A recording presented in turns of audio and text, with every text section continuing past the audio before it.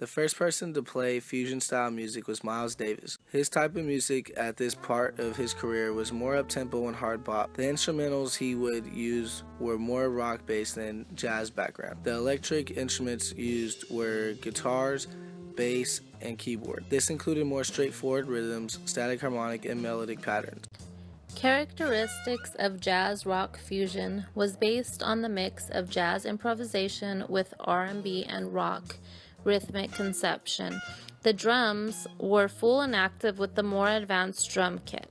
I remember the days Miles Davis's sound was mostly cool jazz. It was August 17, 1959, and Miles had just released his album Kind of Blue.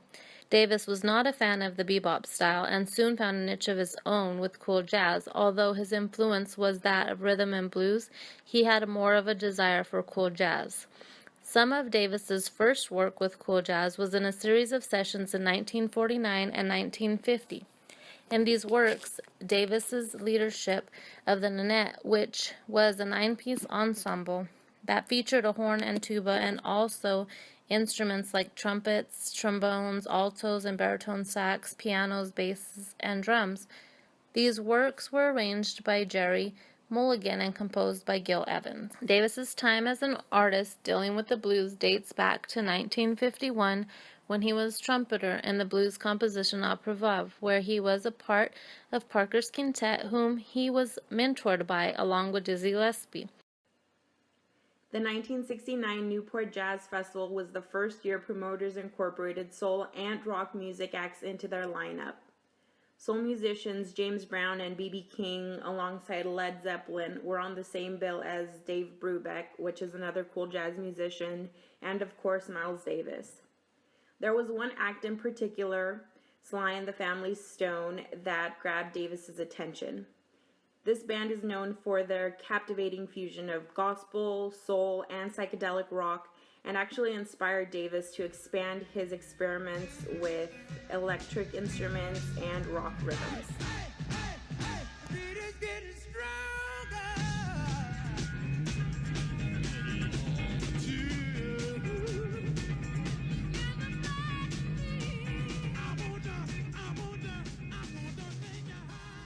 The 1969 Newport Jazz Festival gave Miles Davis the confidence to release Bitches Brew.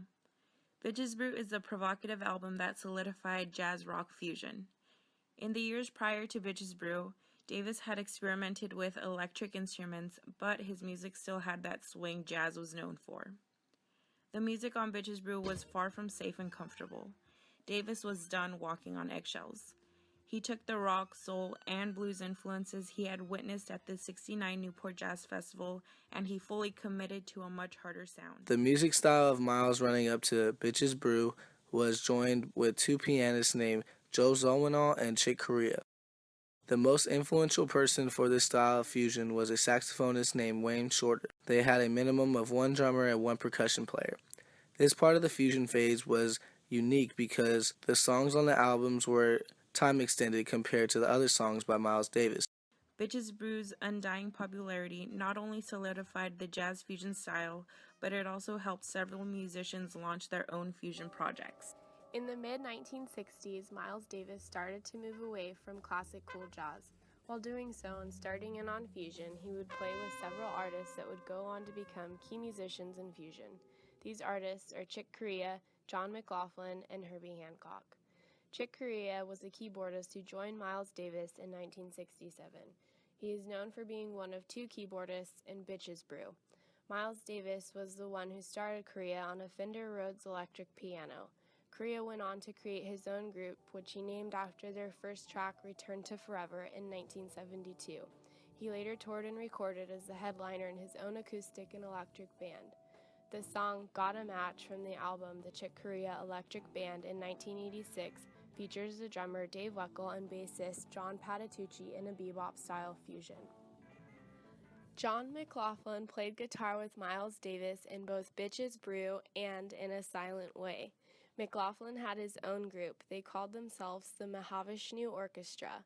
He and his group introduced Eastern music as well as rock orientation into fusion music. McLaughlin accomplished the rock sound by adding a distorted sound of the guitar to the music.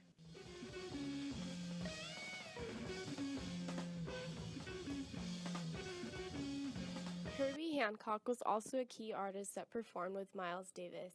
Hancock influenced Davis's style by his abstract sound. He had such an abstract way of playing that he never liked to be put into one category of musical classification. Hancock played the keyboard alongside a man named Joe Zawinul in the earlier fusion albums with Miles Davis. He went on to produce a popular fusion album called Headhunters in 1976 that included the 15-minute song Chameleon that went on to become a hit.